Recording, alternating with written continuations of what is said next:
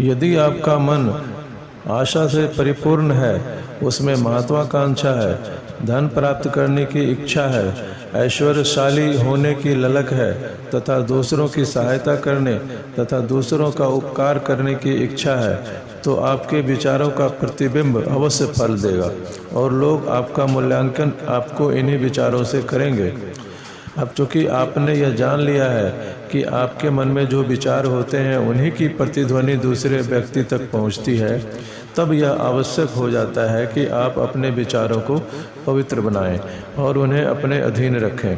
इसके लिए आवश्यक है कि आप अपने विचारों को उच्च बनाएं तथा दरिद्रता और मलिनता पूर्ण विचारों से बचें।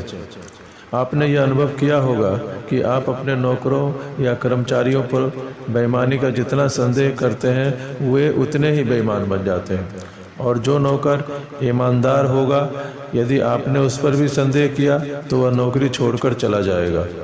वस्तुतः उन पर संदेह करके आप ही उन्हें बेईमान बनने की प्रेरणा देते हैं। जब तक किसी में बेईमानी का पुष्ट प्रमाण न मिल जाए तब तक उस पर संदेह करते रहना एक प्रकार की निर्दयता है। वस्तुतः यह आपके अपने मानसिक असंतुलन का ही प्रमाण है। आपको अपनी मानसिक स्थिति को संतुलित बनाना होगा, और यह तभी होगा जबकि दूसरे व्यक्ति के ईमानदार रहते हुए आप उस पर बेईमानी का संदेह न करें। वस्तुतः दूसरों के प्रति संदेह के विचार पालना ही अपने जीवन को व्यथापूर्ण बनाना है। बहुत से लोगों की यह आदत होती है कि वे प्रत्येक बात में भय का प्रचार करते हैं।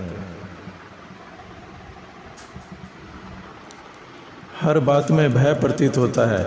इसका फल यह होता है कि वे जहाँ भी जाते हैं असफलता और निराशा के विचार ही अपने साथ फैलाते रहते हैं। इस प्रकार वे अपनी प्रसन्नता को तो नष्ट करते ही हैं, दूसरों की सफलता और आत्मविश्वास को भी भारी ठेस पहुँचाते हैं। वस्तुतः बात यह है कि जब आप दूसरों के प्रति विरोधी और अशुद्ध विचार रखते हैं तो आपके मन में भी कुछ गड़बड़ होती है। अतः दूसरों के प्रति वैर विरोध, ईर्ष्या और क्रोध के विचार आने पर मन को समझाने का प्रयत्न कीजिए।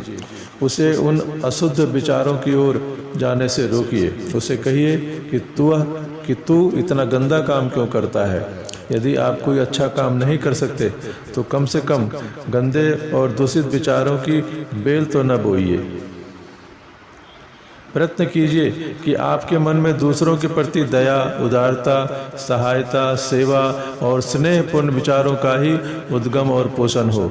किसी के मन को दुर्बल मत बनाइए, किसी के मन को निष्क्रिय न बनाइए, किसी को दीनहीन मत बनाइए, न उनके प्रति ऐसे विचार अपने मन में आने दीजिए। ऐसा होने पर आप जहाँ भी जाएंगे उधर ही प्रसन्नता का प्रसार होगा, लोगों के दुख मिटेंगे, निराशा दूर होगी, उनमें उत्साह, उल्लास और कर्मठता का संचार होगा।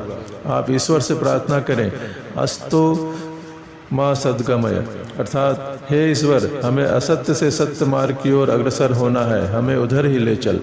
आपको चाहिए कि आप ऐसे व्यक्ति बने जो सफलता के प्रतिबिंब हैं, जो दूसरों के सहायक हैं, जो दूसरों को ऊंचा उठाने का प्रयत्न करते हैं, जो दूसरों की सहायता करते हैं, जो दूसरों को अंधकार से प्रकाश की ओर ले जाते हैं। वस्तुतः वही सच्चे सहायक हैं, वही दूसरों के बोझ को हल्का भी कर सकते हैं। प्रयत्न कीजिए कि आपसे आशा की किरणें फूटें, उदारता की सुगंध फैले, अनुत्साही जनों में उत्साह का संचार हो। आप सदा ही स्नेह व प्रेम की मंद समीर फैलाएं, जिससे लोगों के जीवन में बहार आ जाए।